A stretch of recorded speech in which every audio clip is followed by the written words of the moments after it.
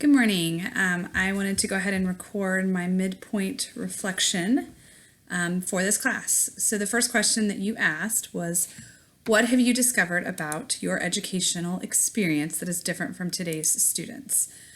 Well, I feel like I went to school in the dark ages because I graduated from high school in 1994. So I was a student in the 80s and 90s. And so while I feel like my education and what was available to me is very different from today's students, I also feel like education in general and what we need to learn is still the same. When I went to school, it was very much a pencil and paper type of education. The teacher stood in front of the classroom, they taught to us, we absorbed, we wrote down, and then we tested. It was very, very basic. We didn't have a whole lot of interaction. We basically watched and then did. So there wasn't a lot of just overlapping when it came to things like that. Even in high school, we had chemistry and biology labs, but we did not utilize the internet, the computer, nothing like that. There was no technological integration that occurred with my education really until I went to grad school. And even then it was still very minimal. So today things are just a lot different. We have a lot more resources available to us, which is a good thing. And I think also can be overwhelming because there are lots of ways to teach and to learn. So that's just how my experience is different. We did not have, apps and smart boards and things like that. Even video, we didn't even utilize. So this is all new, which is cool that we have so many more tools to help kids learn and be more hands-on. Number 2, how do you plan to address the difficulties surrounding homework? Students do not have time, right? And actually, in the school that I work in right now, I'm a teacher's aide in first grade. We have adapted a no homework policy. So our school is already moving towards that for the most part. And so I think that as a result of just kids being busier, not having the resources at home to support them, and really I feel like a lot of responsibility is put on the teachers to teach everything and to do everything during the day.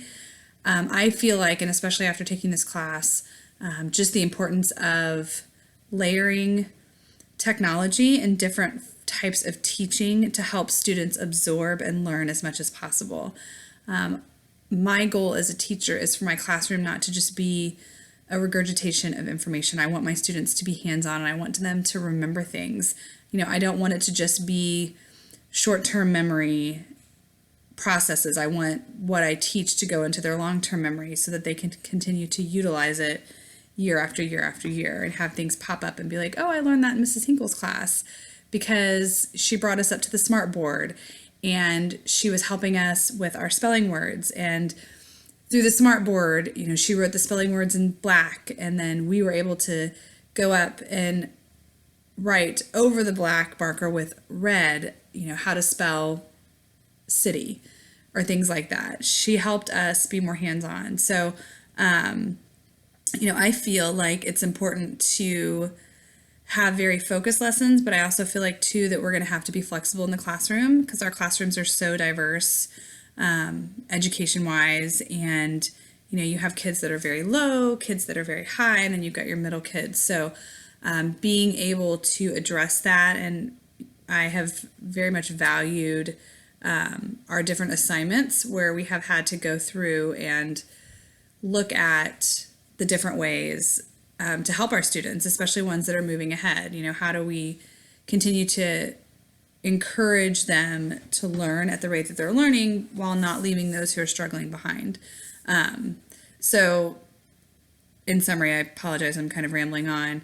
In order to address the difficulties surrounding homework, I do feel like it's important to have layering education in our classroom, utilizing technology as just another layer of reinforcement, and also can be a primary purpose or primary tool for teaching lessons.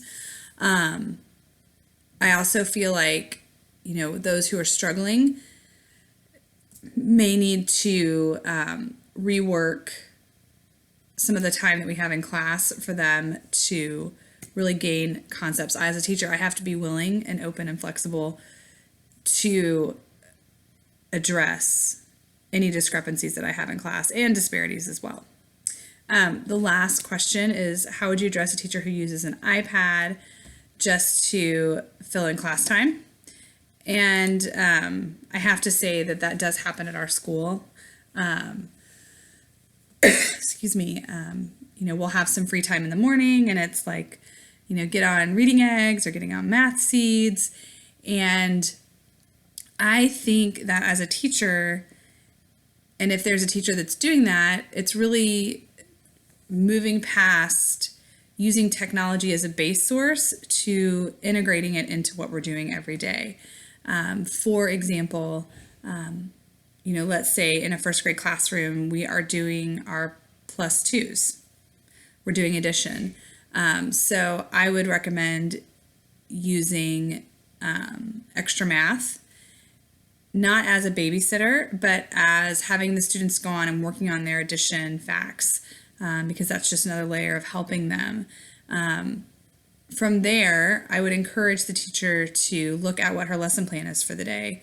Or if it's me, and it's just been a rough day and the kids are crazy and that happens in the classroom and you're like, we just have to kind of pull it back together. Pause and take a moment to see what it is that you're studying for the week and utilize resources that you have available. Like for me, for example, with Symbaloo and being able to save websites for a specific purpose and for a specific teaching tool will be a great resource, and encouraging, the teachers that I work with that may not be utilizing technology the way that they could just because maybe they're from a different generation or they just haven't had the exposure. Sharing these different sites and having apps already organized and ready to go for a specific lesson will help them use that as not just a babysitter, but also as a teaching tool. The different science apps that we've done, the different spelling apps that we have. I think about Splash Math with math. Really just going in and thinking, this is a great app. What purpose will it serve in my class, and what's the outcome that I hope that it serves? Is it just to fill time? If that's the answer, then as a teacher, taking a step back and saying, there could be a better use of this app. How can I have my students get on a specific area to really focus on the lesson that we're doing? So that would be what I would choose to do, and that's how I would choose to handle that. All right, that's all I have.